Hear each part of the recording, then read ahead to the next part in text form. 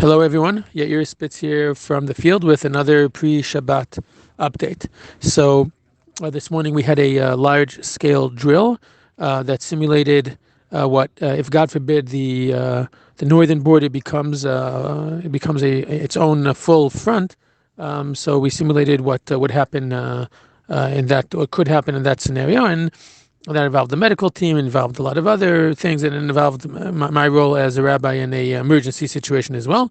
And at some point, I found myself being driven to the location where I needed to treat the situation.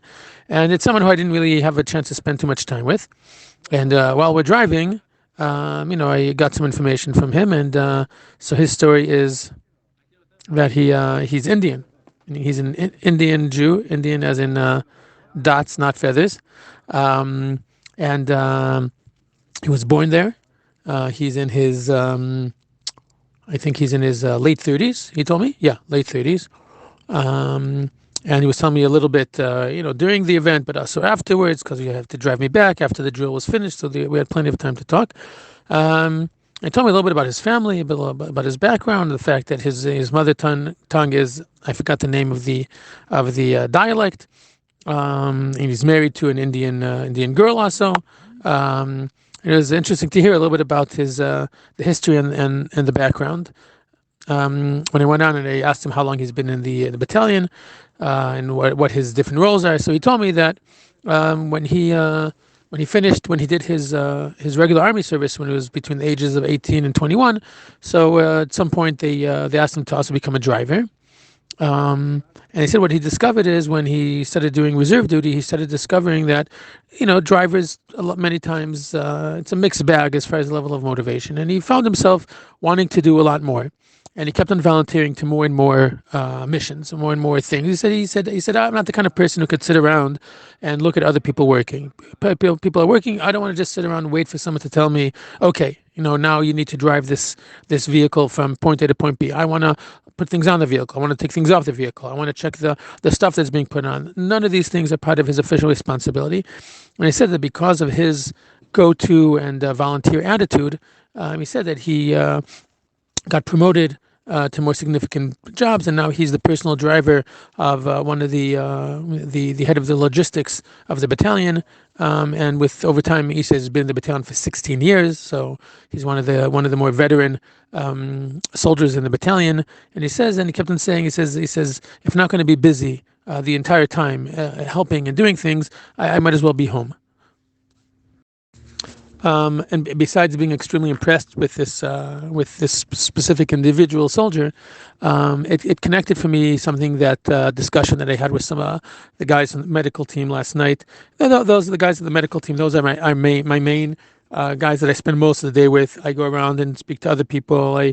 But at the end of the day, especially now that it's the day ends so early, there's so many hours of darkness, and so we sit around for hours upon hours, especially at night, kind of sitting around talking, playing chess, having discussions, political arguments, religious discussions, all kinds of things like that. So we were sitting there last night, and one of the guys suddenly said to me, he said, wait a second, when's isn't Hanukkah coming up? So I said, yeah, it's in exactly a month. Exactly a month. And then we got into, and it kind of triggered for me an idea that also connects to the Parsha, and that is the following. So this week's Parsha, weekly portion, is Chayei Sarah, which at the beginning of the Parsha, it talks about the death of Sarah Imenu, a matriarch, first matriarch, and the fact that Avram Avinu wanted to bury her in a specific location in Hebron, and the whole story about the negotiation between him and the owner of the field, Ephron, and the fact that even though Ephron was willing to give it to him free, Avram Avinu insisted on paying for it, and having and taking full legal possession over it. And I was thinking about, what I can do with that. It's like pretty, not so hard to think, the fact that our relationship with this land goes back thousands of years. And then when he asked me something about Hanukkah, it suddenly made me think of the fact that, just what started with Avram Avinu, and continued. We kind of hop forward a few thousand years to the war of the Maccabim, to the Hashmonaim against the Greeks. But something that not everyone knows is that the war against the Greeks, the Hashmonaim, the Maccabim against the Greeks, of course, it wasn't just only 8 days that I assume most people are aware of. Yes, we celebrated for 8 days, but the war itself actually lasted 27 years. After the first 3 years, the Hashmonaim were able to retake Yerushalayim and the temple and Bet HaMikdash, and then the story of the miracle of the light, etc. But then the war continued for another 24 years, and Yehuda Maccabi actually died. I don't remember exactly when, but way before the war was over. And what I realized is that there's a common thread that runs through the three stories. Avram Avinu buying Marat HaMechpelah, the Hashmonaim conducting a war for 27 years until the entire land was free, and the soldier sitting next to me who was born in a small Jewish community in India and is now in his 16th year of reserve duty in the Israeli army fighting against the Hamas. And I think the common thread is pretty clear, and I think it goes to the mindset that I was discussing in one of the previous days, and that is we need to have a big picture perspective, a historical perspective.